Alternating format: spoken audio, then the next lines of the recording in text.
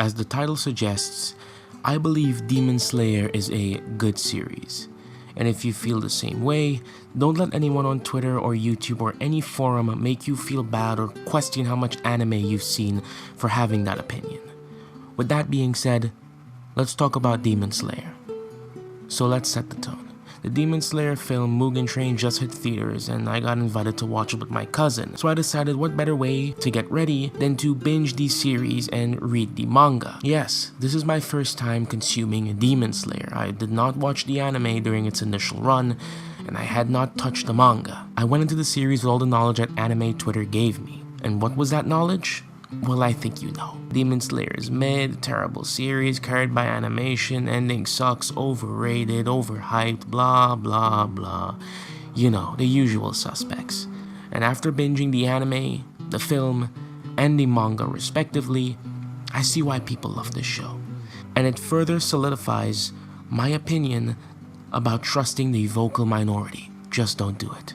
Not once did I feel any of these sentiments experiencing this series. While it has its problems, which all shonen do, because after all, no series is perfect, it's still a very good series that blew up because of that. The animation carried an argument would be valid if Demon Slayer's hype died after the anime died, but the fact that the manga outsold One Piece and continued to shine in sales, and the fact that the movie broke cinema history, it shows that people are interested in Demon Slayer for more than its animation.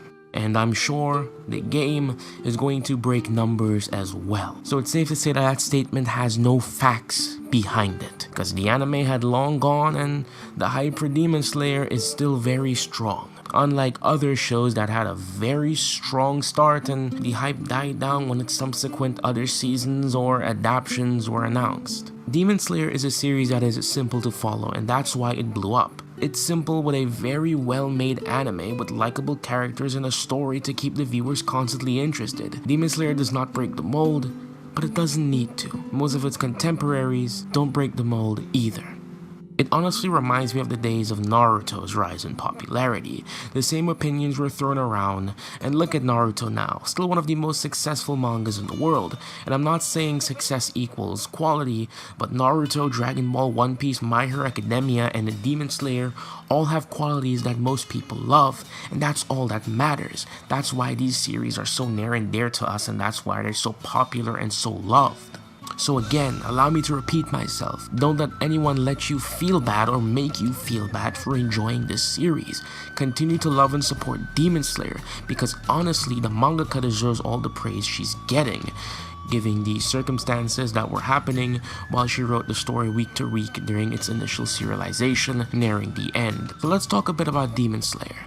First, what I love about this series.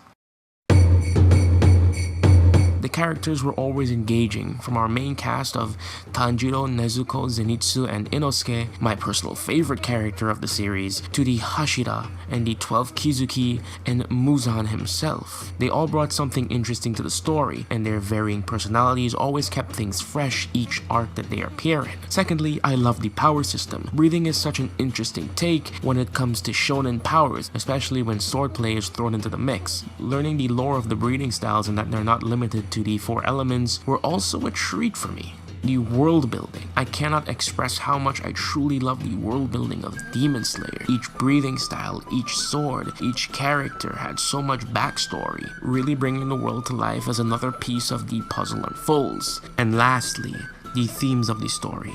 Demon Slayer is not shy with its themes, ranging from Bushido, Buddhism, and so much more spiritual things that at this point in time I'm not equipped to talk about due to my limited knowledge and understanding of these things in the grand scheme of Japanese and Asian culture. I also love the idea that despite humans having a disadvantage in most aspects, they can still overcome said disadvantages. The sheer power difference between the Hashira and the 12 Kizuki was so prevalent in the series, and the amount of build-up and foreshadowing of this aspect was fantastic. A lot of people say the series is very predictable, but I disagree. I think that the series is far from predictable. In fact, the series constantly subverted my expectations.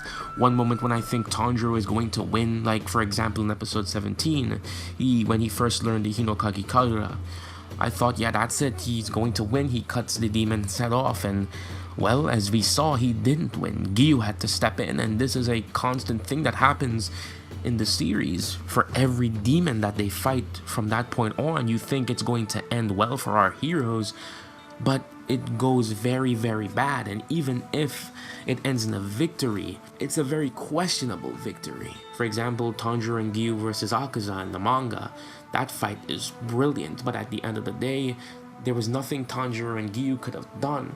Sure, they quote-unquote defeated him. In a sense, they cut his head off, but it wasn't enough to stop him. It was his past memories being able to stop him.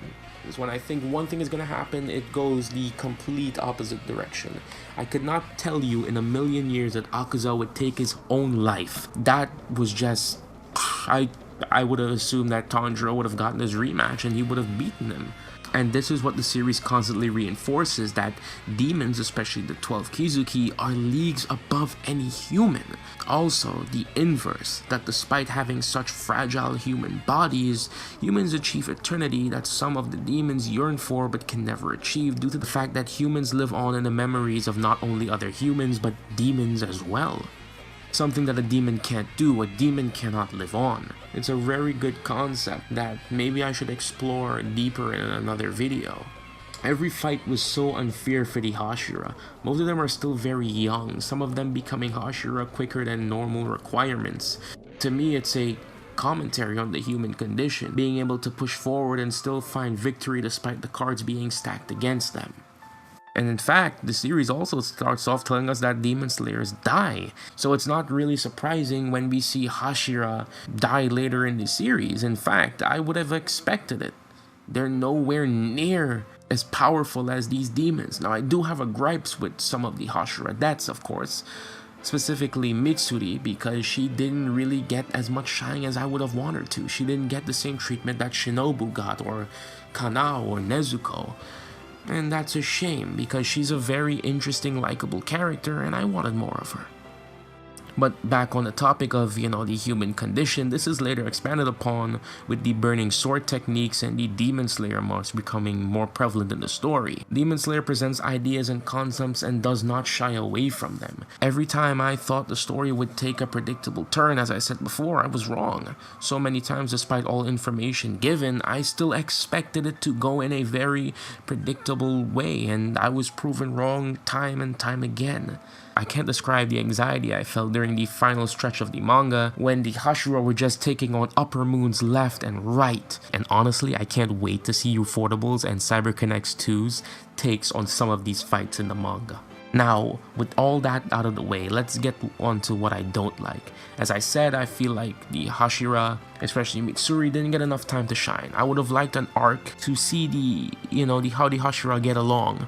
We've got glimpses of it here and there, with Shinobu saying that no one likes Giyu, and how they fought with each other, to the Hashira even criticizing Giyu for not wanting to take part in discussions, the hierarchy of how the Hashira treat each other. I feel like, those relationships were so ripe. Even Mitsuri's and the snake Hashira, I forgot his name, their relationship, I felt could have been built up better. I do think that the mangaka, she wanted to expand on this, but due to, the complications and having to end the story, shortly, that she couldn't, which is a shame. As I said, Mitsuri got done dirty. Of all the 3 fights she had in the entire manga, we didn't get to see any of them really, and she kind of lost to Muzan and she died, even though Giyu and the Wind Hashira both suffered injuries that were arguably worse than hers, but she still died, which I think is a shame. And, well, Nezuko barely did anything in the final arc, but that's not entirely true.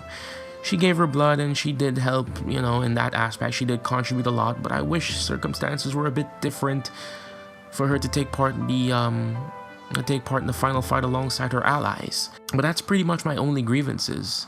Despite popular opinion, I suppose. I did enjoy the ending. I didn't think it was underwhelming or anything. I thought the fights were very, very good, all of them, especially the one with Muzan, the final fight. We got to see all the backstories of the demons. It had stakes.